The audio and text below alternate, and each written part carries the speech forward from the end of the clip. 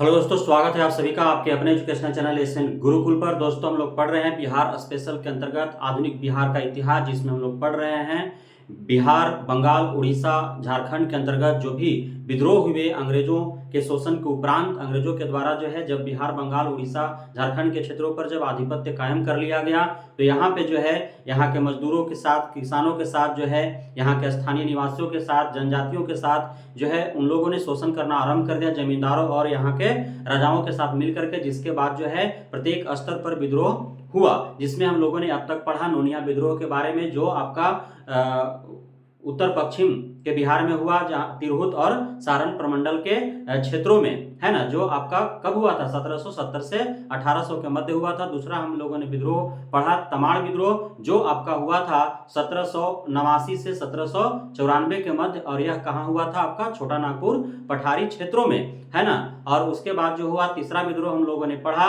चेरो विद्रोह के बारे में, जो आपका पलामू के क्षेत्र में हुआ था। कब हुआ था 1800 से 1802 ईस्वी में, है ना। उसके बाद जो है आपका चेरो विद्रोह में नेतृत्व कौन कर रहे थे, तो भूषण सिंह कर रहे थे, है ना। और उसके बाद हम लोगों ने पढ़ा आपका हो विद्रोह के बारे में, जो आपका छोटा नागपुर पठार के क्षेत्र में हुआ, और वह जो है वह कब हुआ, तो आपका 1821-22 ईस्वी में हुआ। इसके बाद जो है हम लोग अब पढ़ेंगे जो पांचवा हम लोग को विद्रोह पढ़ना है इस अध्याय के अंतर्गत। हम लोग पढ़ेंगे अब जो है हम लोग पढ़ेंगे कोल विद्रोह के बारे में, जो बहुत ही प्रभावी साबित हुआ, है ना। तो कोल विद्रोह के बारे में आइए हम लोग जानते हैं। यह भी जो है छोटा नागपुर पठारी क्षेत्रों में हुआ था, और उस समय जो क्षेत्र थे वो आपका सेभूम था, मानभूम था, पलामू था। इन क्षेत्रों में जो है अनेक जनजातियों के द्वारा संयुक्त विद्रोह जो है यह हुआ था। यह किसी एक जनजाति का जो है विद्रोह नहीं था। जैसे हम लोगों ने जो है आपका चेरो विद्रोह में पढ़े तो चेरो जनजातियों के द्वारा हुआ। तमाड़ विद्रोह में जो है हम लोगों ने क्या पढ़ा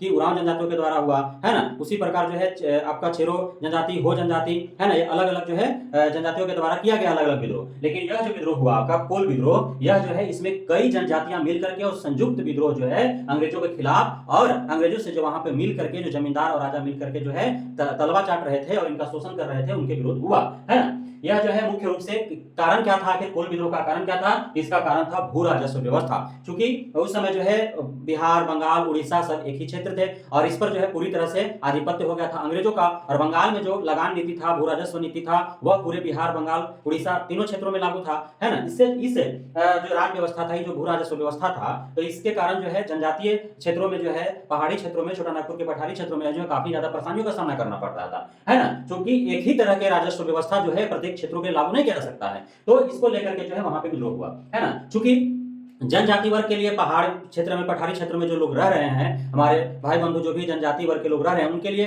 क्या है जीविकोपार्जन का साधन, तो उनका जो है कृषि है मुख्य रूप से। जो भी पठार जंगल के क्षेत्र में जो भी खेत के जैसा उनका जो है भूमि मिल जाता है, उस पर वो खेती कर लेते हैं। साथ ही जंगलों से वो कंदमूल, फल फूल प्राप्त करते हैं, और उससे जो है उसी से उनका जीविकोपार्जन चलता है। और उस समय जो है आपका जनजातीय वर्ग के क्षेत्रों में जो आपका पहाड़ी या जंगली क्षेत्र है, वहां पे झुम कृषि होता है। झुम कृषि का मतलब क्या होता है कि एक जगह पर जो है वहां के झाड़ वगैरह, जंगल वगैरह को काट करके और वहां पे कुछ दिन खेती करेंगे, उसके बाद जो है वहां छोड़ करके दूसरे जगह खेती करेंगे। इस प्रकार से झूम खेती होता था, है ना।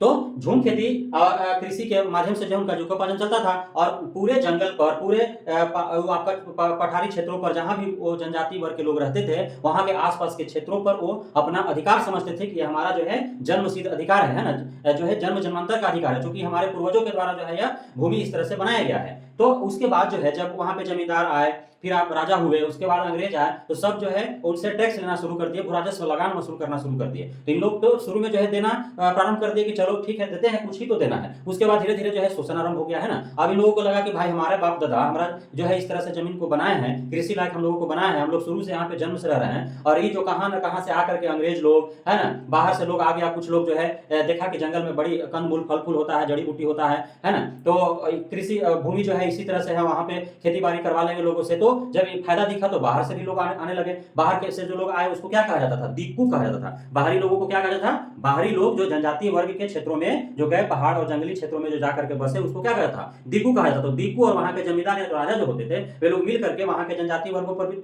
जो है शोषण करना आरंभ कर दिए, है ना। तो अब जो है धीरे धीरे जो है यह इतना व्यापक हो गया शोषण कि उनके महिलाओं के साथ जो है छेड़छाड़ करना आरंभ कर दिया है ना, और उनसे जो है बेगारी करना आरंभ कर दिया। वो जो है इनका खेतवा, इनका जो कृषि के लिए जो खेत होता था जहाँ पे झूम खेती करते थे है ना, उन खेत को जो है अब दीकू लोग, वहाँ के जमींदार लोग जो है वो अपने अधीन कर लिए, और उनसे जो है जनजाति वर्ग के लोगों से उन्हीं के खेतवा पर जो है बिना पगार दिए वो काम कराते थे, बेगारी कराने लगे, और उनका उनका महिला के साथ भी छेड़छाड़ करना शुरू कर दिए। और जब ये सब बात लेकर के वहाँ के क्षेत्रीय जो पुलिस होता था उसके पास जब जाते थे जनजाति वर्ग के लोग, तो पुलिस कुछ सपोर्ट नहीं करता था, कुछ नहीं सुनता था। वो भी जो है अंग्रेजों के साथ, जमींदारों के साथ, और दीकू जो बाहर से आए थे उनके साथ ही मिल गया था, है ना। तो इस प्रकार जो है अब इन लोग सोचा, उस क्षेत्र के जो है आपका छोटानागपुर, सेबू, मानपुर, पलामू क्षेत्र के जो जनजाति वर्ग के लोग थे उन लोगों ने सोचा कि अब ऐसे काम नहीं चलेगा, कोई सुन नहीं रहा है, और हमारा खेत जो है वो हम ही लोग से जो है कब्जा में ले लिया, और हम ही लोग से हमारा ही खेत पर बिना जो है पगार दिए काम करवा रहा है ना, साथ ही जो हमारे घर के महिला लोगों का भी छेड़छाड़ कर रहा है, कोई सुन नहीं रहा है। तो अब इन लोग सोचा कि अब कुछ ना कुछ अपने से करना पड़ेगा।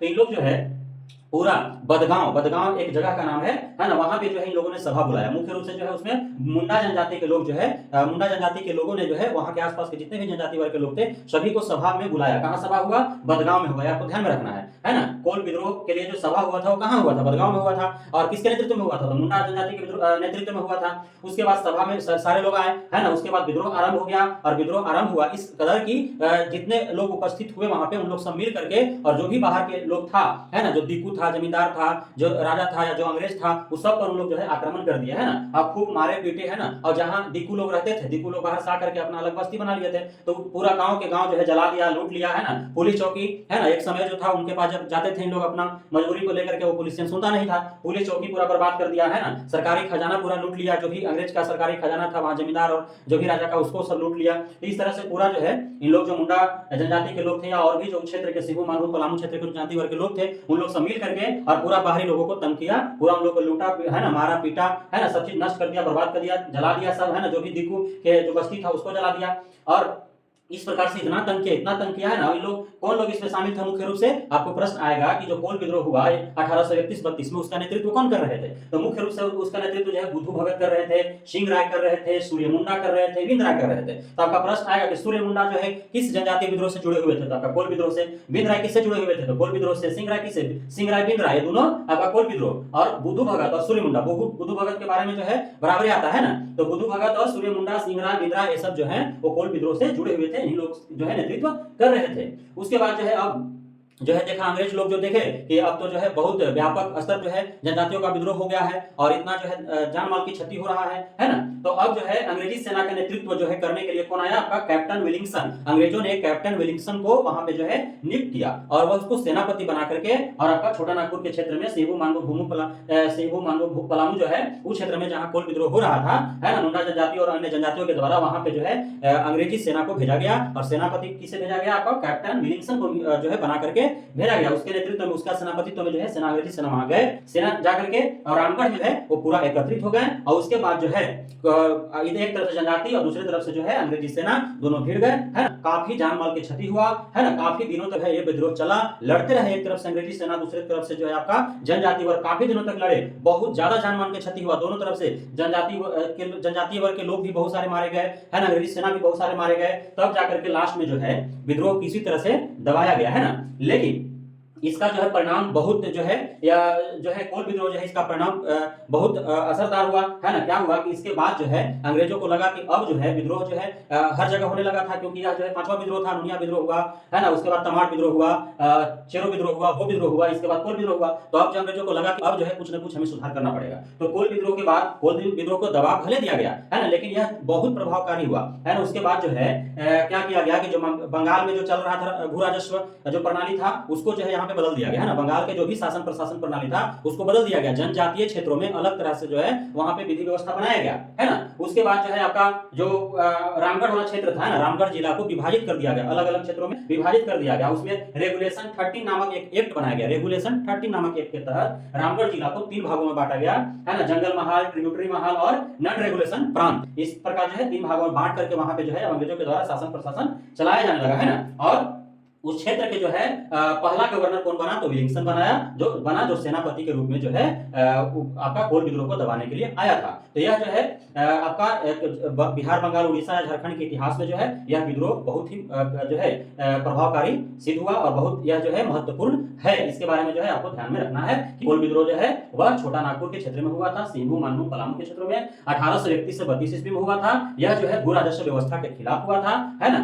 और यह जो है किसी एक विशेष जनजाति का नहीं बल्कि अनेक जनजाति वर्गों के संयुक्त विद्रोह था, जिसमें मुख्य रूप से मुंडा जनजाति के लोगों ने जो है भाग लिया। और इसके लिए जो है कोल विद्रोह कहां से प्रारंभ हुआ, तो वह बदगांव के एक सभा से हुआ, है ना। और इसका जो है मुख्य रूप से नेतृत्व कौन रहे थे, तो बुद्धू भगत सिंह, सूर्यदास और बिंद्रा इसका मुख्य रूप से जो है क्या कर रहे थे, नेतृत्व कर रहे थे, है ना। और जब आपका कोल विद्रोह हो रहा था जनजातियों और अंग्रेजों के बीच में, जब यह लड़ाई छिड़ा, उस समय जो है अंग्रेजी सेनापति कौन था, तो आपका आएगा विलिंगसन, जो बाद में जो है आपका रामगढ़ वाला क्षेत्र जो है जिसे 3 भागों में बांट दिया गया था, वहां का जो है प्रथम गवर्नर बनाया जाता है विलिंगसन को, है ना। तो इन सारी बातों को आपको ध्यान में रखना है। साथ में ही प्रश्न आ सकता है कि रेगुलेशन 13 नामक एक्ट जो है वो किस जनजातीय विद्रोह से जुड़ा हुआ है, आपका कोल विद्रोह से जुड़ा हुआ है। कोल विद्रोह के बाद ही जो है रेगुलेशन 13 नामक एक्ट पारित किया गया। उसके बाद आपका रामगढ़ जिला को 3 भागों में बांटा गया, जहां का प्रथम गवर्नर जो है विलिंगसन को बनाया गया। तो ये आपको कोल विद्रोह से जुड़ी महत्वपूर्ण बातें थी जिसको आपको ध्यान में रखना है ना। तो इस प्रकार यह अध्याय भी समाप्त हुआ। अब तक हम लोग जो है 5 जनजातीय विद्रोह के बारे में हम लोग पढ़ चुके हैं। आगे हम लोग मिलते हैं अगली कक्षा में फिर अगले विद्रोह का। तब तक के लिए